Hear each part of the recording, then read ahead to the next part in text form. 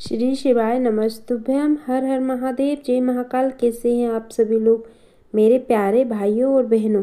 आज का ये विशेष प्रसंग आप सभी के जीवन को बदलने वाला है, क्योंकि आज हम बात करने जा रहे हैं उस उपाय की जिससे आपकी शादी में आ रही हर बाधा दूर होगी और विवाह पक्का होकर जल्दी ही संपन्न होगा। क्या आप जानते हैं, जीवन विवाह सिर्फ एक रिश्ता नहीं बल्कि ये आत्माओं का मिलन है। जब विवाह में देरी होती है तो उसके पीछे कई बार ग्रहों की स्थिति, कभी पारिवारिक कारण, कभी मन की अशांति और कभी कभी कर्मों का बंधन काम करता है। अब आप सोच रहे होंगे, क्या इन सब का समाधान केवल पूजा पाठ और उपाय से ही हो सकता है? तो उत्तर है हाँ, बिल्कुल हो सकता है। क्योंकि जब हम श्रद्धा से भगवान शिव का नाम लेते हैं तो असंभव भी संभव हो जाता है। सावन का महीना भगवान शिव को प्रिय है और सोमवार का दिन स्वयं महादेव का दिन है।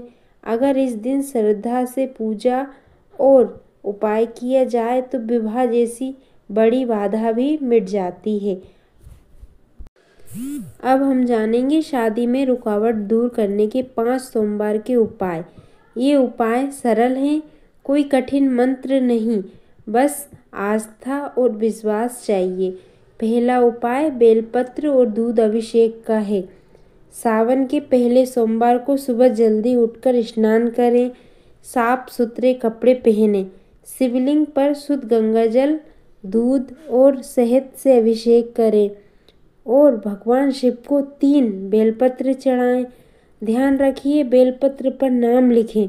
अगर लड़का लड़की शादी योग्य है तो उसका नाम लिखिए, अगर लड़की शादी योग्य है तो उसका नाम लिखिए और मन में प्रार्थना करें, हे भोलेनाथ, मेरे विवाह में जो भी बाधाएं हैं उन्हें कृपया दूर कर दीजिए।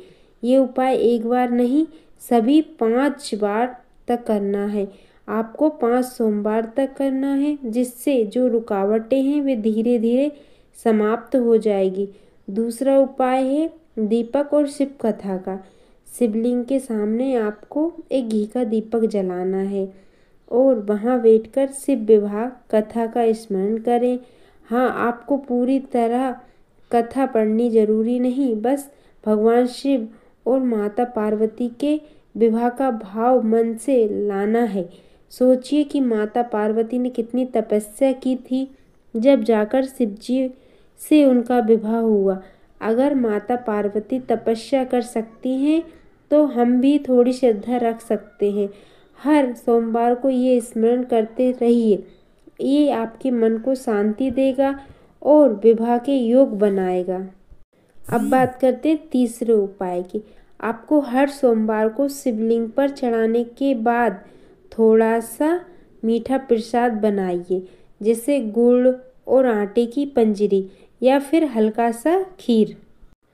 इस प्रसाद को पहले भगवान शिव को अर्पित कीजिए, फिर परिवार में बांटिए और थोड़ा बाहर जाकर किसी ज़रूरतमंद को भी दीजिए। ये दान आपके कर्मों को हल्का करेगा, क्योंकि विवाह में देरी का कारण अक्सर पिछले जन्म के कर्म भी होते हैं। दान करने से वे कर्म पिघलते हैं। चौथा उपाय है कच्चा दूध का और गंगा जल का अर्पण। 5 सोमवार तक शिवलिंग पर कच्चा दूध अर्पित करना है, लेकिन ध्यान रहे दूध बर्बाद न हो। अर्पण करने के बाद वही दूध पेड़ पौधों की जड़ में डाल दीजिए। इससे प्रकृति भी प्रसन्न होगी और विवाह में आ रही बाधाएं शीघ्र ही दूर हो जाएंगी। अब बात करते हैं हमारे 5वें उपाय की, जो कि सभी 5 सोमवार तक करना है। आपको केवल एक मंत्र का जाप करना है और वो मंत्र है ओम नमः शिवाय। ये मंत्र सबसे सरल है, कोई कठिनाई नहीं है, कोई डर नहीं। आप चाहे तो घर बैठकर करें या मंदिर में बैठकर करें।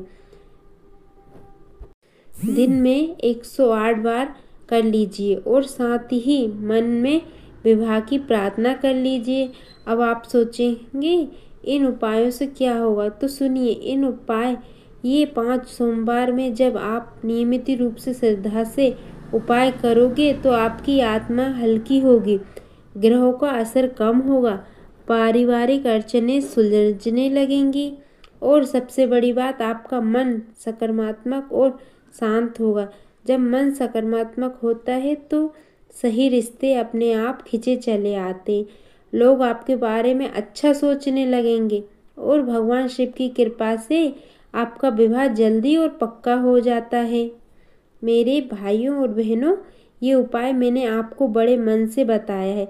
इन 5 सोमवार को अगर आप श्रद्धा से करोगे तो आपको निश्चित ही परिणाम मिलेगा। कभी जल्दी, कभी थोड़ा देर से, लेकिन परिणाम अवश्य मिलेगा। तो आप सभी इस बार का सावन मत चूकिए। भगवान शिव के 5 सोमवार के उपाय जरूर कीजिए। अगर आप सावन सोमवार में नहीं कर सकते तो आप किसी भी सोमवार को ये उपाय कर सकते हैं। ऐसा नहीं है कि सावन सोमवार में ही करें, मगर आपको रेगुलर 5 सोमवार ही करना है और विवाह पक्का होकर जल्दी ही होगा। श्री शिवाय नमस्तुभ्यम। अगर आपको हमारी ये वीडियो अच्छी लगती है तो प्लीज़ वीडियो को लाइक करना, चैनल को सब्सक्राइब करना और कमेंट सेक्शन में महादेव का कोई भी प्यारा सा नाम लिखना बिल्कुल मत भूलिएगा।